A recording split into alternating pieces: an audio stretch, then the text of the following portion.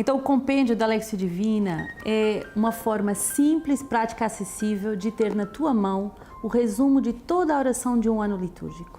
Com esse livro, você não vai perder a tua oração, você vai registrar dia após dia o conteúdo da tua oração. E a oração vai se transformar vida, vai se transformar em decisões, em práticas concretas. Essa palavra é tão poderosa que um só versículo pode mudar toda a sua vida. E o que é a Lexio Divina? A Lexio Divina, como o nome diz, é uma leitura orante da Palavra de Deus. 5 passos, muito simples, e a leitura é algo objetivo. O que é que esses textos falam hoje, concretamente? Lê com calma, lê tranquilamente, lê várias vezes essas 3 leituras. Depois da leitura você tem a meditação. Então a meditação é um movimento de entrar dentro de nós, onde Deus habita no mais profundo de nós, e escutar o que é que Deus quer me falar a mim, naquilo que eu vivo hoje, com essa palavra. A graça da oração. Se Deus me fala, eu respondo. Uma pessoa que ama, responde à pessoa amada. E o 4º passo, a contemplação, que transpassa o teu coração e torna o teu dia todo diferente. E essa palavra deve ficar ruminando no nosso coração ao longo de todo o dia. E o último passo, a resolução. Qual a decisão que eu tomo face a essa palavra? Na escuta do verbo.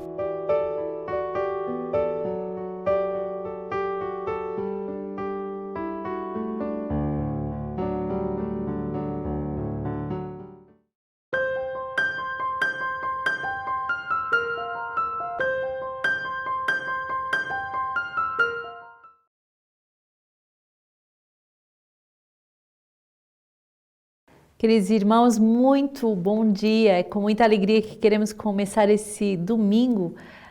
Cada domingo nós celebramos a ressurreição e nesse dia 4 de julho, aqui no Brasil, celebramos também a festa de São Pedro e São Paulo. Celebrado no mundo inteiro no dia 29 de junho, por razões pastorais aqui no Brasil deixamos para celebrar dia de domingo e hoje temos essas colunas da igreja como nossos baluartes, como nossas testemunhas para evangelizarmos e nos tornarmos verdadeiramente testemunhas da evangelização até os confins da terra. Atos 12, 1 a 11, Atos 12, 1 a 11, nessa mesma ocasião o rei Herodes começou a tomar medidas visando a maltratar alguns dos membros da igreja. Assim mandou matar à espada Tiago, irmão de João, e vendo que isso agradava aos judeus, mandou também prender a Pedro. Era nos dias dos pães sem fermento. Tendo, pois, feito deter, lançou-o na prisão, entregando-o à guarda de 4 piquetes, de 4 soldados cada um, tencionando apresentá-lo ao povo depois da Páscoa. Mas enquanto Pedro não estava sendo mantido na prisão, fazia-se incessantemente oração a Deus por parte da igreja em favor dele.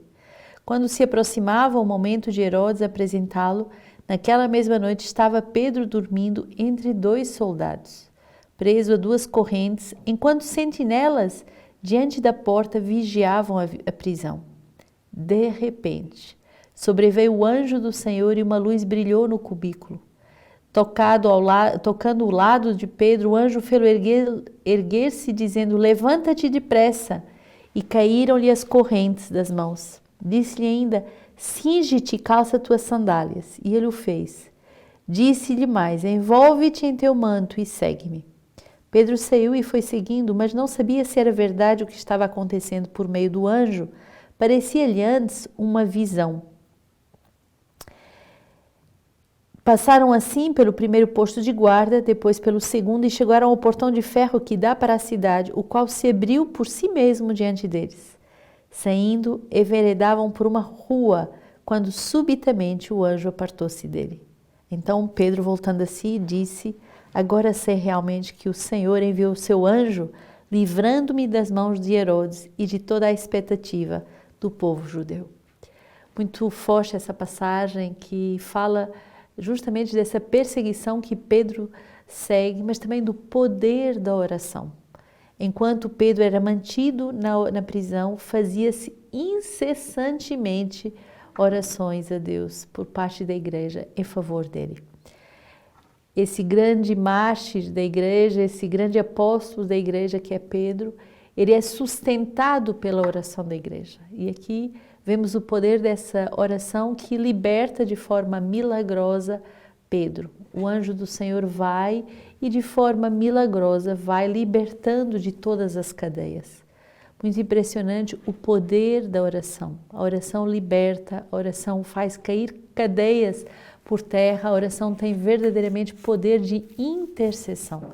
Então não devemos jamais nos desanimar de rezar uns pelos outros, não devemos jamais desanimar de interceder por aqueles que se confiam a nós, porque verdadeiramente o Senhor age quando 2 ou 3 estão reunidos para pedir algo em nome do Senhor. Salmo 33, vou bendizer ao Senhor todo o tempo, seu louvor estará sempre nos meus lábios. Eu me glorio no Senhor, que os pobres ouçam e fiquem alegres. Engrandecei ao Senhor comigo, juntos exaltemos o seu nome.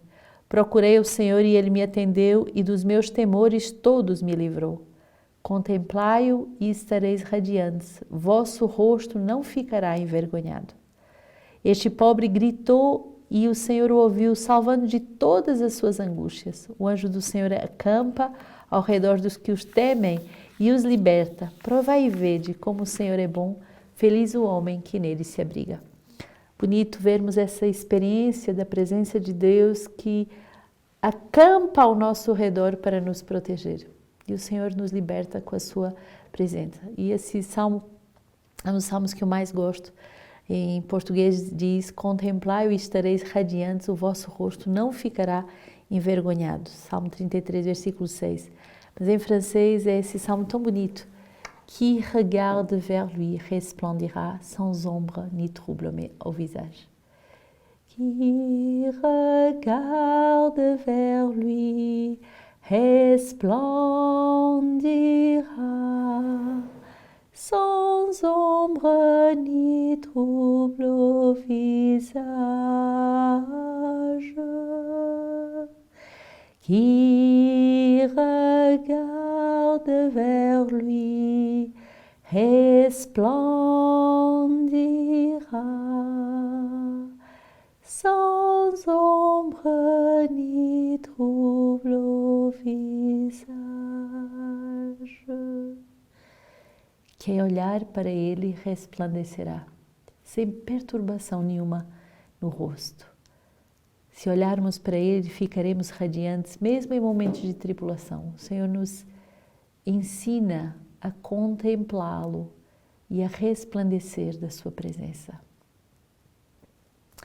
2 Timóteo 4 vai nos falar agora de Paulo. Paulo também coluna da igreja, também é perseguido, mas também vai dar testemunho do Senhor até o fim. Quanto a mim, já fui oferecido em libação, e chegou o tempo da minha partida. Combati o bom combate, terminei a minha carreira, guardei a fé.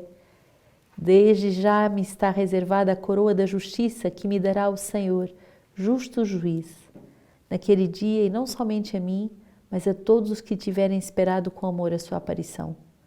Mas o Senhor me assistiu e me revestiu de forças, a fim de que por mim a mensagem fosse plenamente proclamada e ouvida por todas as nações. E eu fui libertado da boca do leão. O Senhor me libertará de toda a obra maligna e me levará salvo para o seu reino celeste. A Ele a glória pelos séculos dos séculos. Amém. Paulo faz essa constatação que a sua carreira chega ao fim, mas que ele foi fiel porque ele combateu o bom combate. Muitas vezes o demônio nos dá falsos combates, ele nos dá ossos para nos fazer perder tempo e fazer perder as forças. O Senhor quer nos ensinar o bom combate da fé. Combati o bom combate, guardei a fé.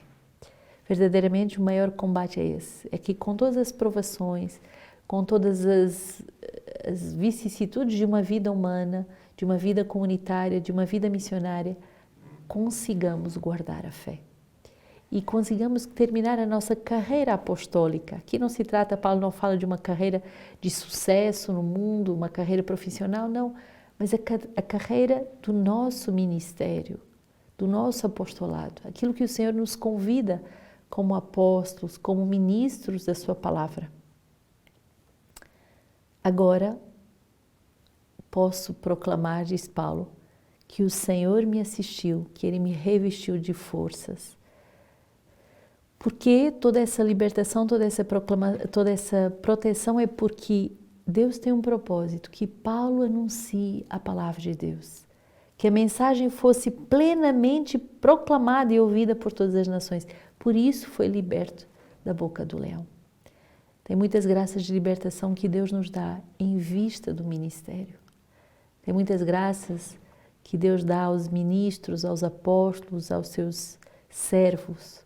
Muitas vezes quando pensamos em deixar tudo para seguir Jesus, pensamos, mas é tão difícil, há tantas renúncias, mas também tem graças especiais, não tem só renúncias. Quantas proteções, quantas libertações, quantas batalhas que o próprio Deus vence por nós.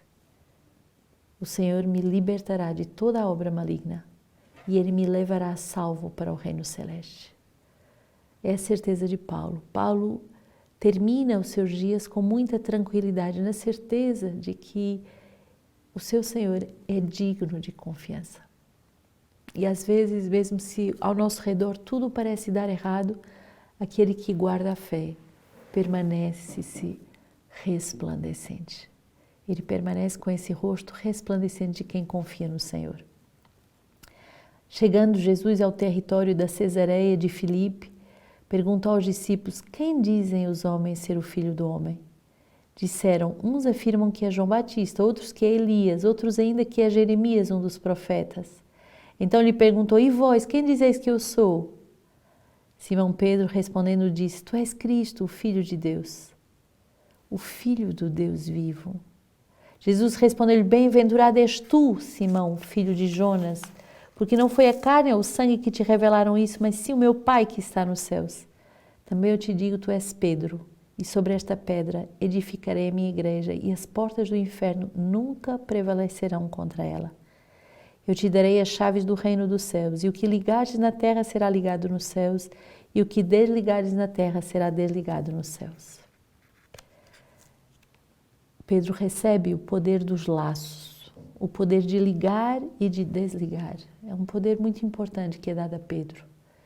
Ele não é chefe à maneira humana, é um poder de ligar céu e terra, é um poder de intercessão pela salvação das almas, é um poder de juntar o coração de Deus ao coração do homem, o coração do homem ao coração de Deus. É um poder de ponte. Pontífice quer dizer aquele que faz a ponte. E Pedro vai fazer essa ponte entre o céu e a terra. E é bonito porque Pedro é o porta-voz da comunhão. E vós, quem dizeis que eu sou? E é Pedro que responde, não na pessoa de Pedro, mas Pedro em nome da unidade, Pedro em nome da igreja. Bonito, porque Pedro não é o chefe, porque é melhor do que os outros. Pedro é o guardião da unidade e por isso ele é a voz da unidade. Ele deve falar em nome do corpo de Cristo, a cabeça que é o próprio Cristo. Tu és Pedro e sobre essa pedra eu edificarei a minha igreja. Qual é essa pedra? A pedra da unidade. E como é que recebemos a unidade? Olha que bonito. Bem-aventurado és tu, Simão, Shimon, aquele que escuta, filho de Jonas, porque não foram a carne nem o sangue que te revelaram isso. Pedro é servo da unidade porque ele é o obediente, aquele que ouve, aquele que escuta a Deus e aos irmãos. E por isso ele é guardião da unidade e por isso ele pode falar em nome de todos. Pensamos nesse dia, graças de unidade, graças de amor à igreja, mas também graças de audácia da evangelização. Ser capaz de não ter medo face aos ataques, às perseguições, ser capaz de ir além, de avançar mar adentro. Esses dois santos, Pedro e Paulo, são verdadeiramente chamados essas cabeças dos apóstolos. Né? E Pedro tinha como primeiro nome Simão, era natural de Betesda, irmão do apóstolo André, e pescador, homem simples, foi chamado pelo Senhor e foi aquele que esteve nos momentos mais importantes da vida de Jesus. Entre os 12, tinha alguns que Jesus chamava com mais intimidade, para estar mais perto do seu coração. Torna-se então um pregador do Evangelho. É esse homem que em Pentecostes é o primeiro a dar essas testemunhas do poder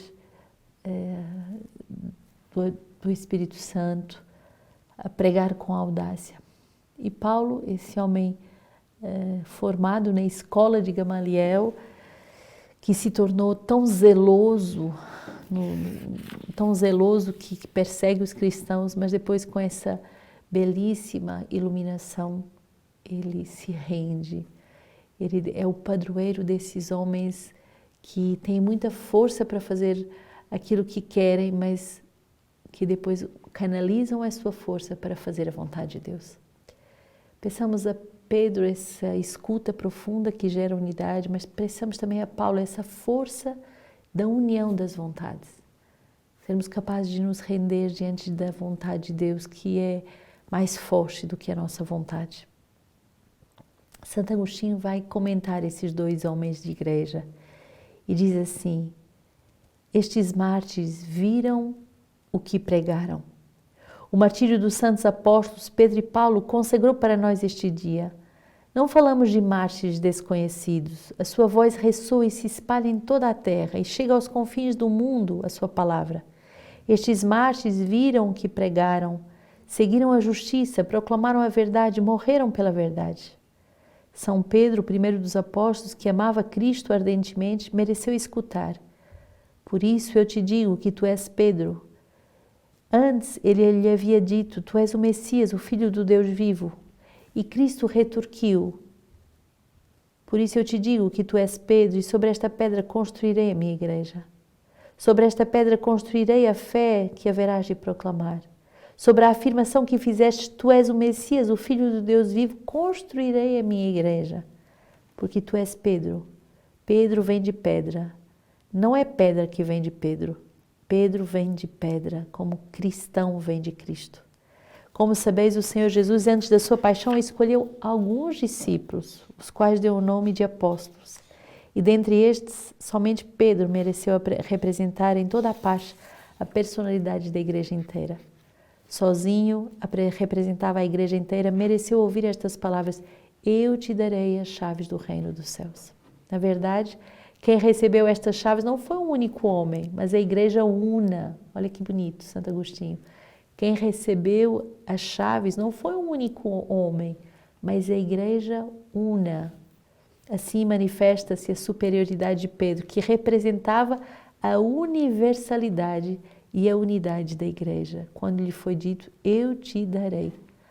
A ele era atribuído pessoalmente o que foi dado a todos. Com efeito, para que saibas que a igreja recebeu as chaves do reino de Deus, ouviu essa outra passagem? O Senhor disse a todos os apóstolos, recebei o Espírito Santo, e em seguida, a quem perdoares os pecados serão perdoados, e a quem não os perdoares, eles serão retidos. Quer dizer que Deus dá a todos e ao mesmo tempo confia a Pedro esse ministério da unidade. No mesmo sentido, também depois da ressurreição, o Senhor entregou a Pedro a responsabilidade de apacentar as suas ovelhas. Não que dentre os outros discípulos só ele merecesse pastorear as ovelhas do Senhor, mas quando Cristo fala a um só, quer deste modo insistir na unidade da igreja. E dirigiu-se a Pedro, de preferência aos outros, porque entre os apóstolos, Pedro é o primeiro. Não fiques triste, ó apóstolo. Responde uma vez, responde uma segunda, responde uma terceira. Vença por 3 vezes a tua profissão de amor, já que por 3 vezes o temor venceu a tua presunção. Muito forte. O que é que fez Pedro cair? A sua presunção. Vence por 3 vezes a tua profissão de amor, já que por 3 vezes o teu temor venceu a tua presunção. Desliga por 3 vezes o que por 3 vezes ligaste. Desliga por amor o que ligaste por temor. E assim o Senhor confiou suas ovelhas a Pedro, 1, 2 e 3 vezes. Num só dia celebramos o martírio dos 2 apóstolos. Na realidade, os 2 eram como um só.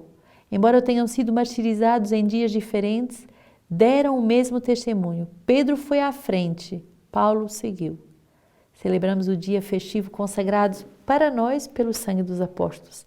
Amemos a fé, a vida, os trabalhos, os sofrimentos, os testemunhos e as pregações destes dois apóstolos. Muito forte essa exortação de Santo Agostinho a amarmos na vida desses dois apóstolos não só as pregações, não só os ensinamentos, mas tudo que torna autêntico essas pregações. A vida, os trabalhos, os sofrimentos, os testemunhos, tudo isso dá autenticidade à pregação dessas duas colunas da igreja. E eu quero lhe fazer um convite muito especial. Torne a sua família sólida em Deus, torne a sua família construída sobre a rocha, que é a fé da igreja, que é o amor da palavra de Deus. Entre nessa liberdade gloriosa dos filhos de Deus. Venha participar do Festival das Famílias. Com muito amor lhe esperamos. Inscreva-se no Festival das Famílias. É para você esse festival, esse bálsamo do coração de Jesus que vai salvar a sua família. Vai ter formação para todos os estados de vida, para todas as idades, adolescentes, jovens, crianças, casais, as mães e os pais também que são monoparentais. Se a tua família só tem pai, se só tem mãe, não se intimide, esse festival também é para você. Toda a família é para ser evangelizada. E a novidade desse festival é que vai ter um festival especial de forma muito particular para os nossos avós e avós também. Momentos muito profundos de laude, de adoração, de eucaristias diárias, artes, música, teatro, dança, um concurso muito bonito de talentos em família. Você poderá viver esse festival da sua casa, através do seu celular, da televisão, do nosso B-Logos, da nossa plataforma de formação. Será um festival internacional, vai ser em 6 línguas. Guarde a sua vaga, dia 14 a 18 de julho. Não perca esse momento tão forte para podermos ser evangelizados profundamente, a descobrirmos a gloriosa liberdade dos filhos de Deus.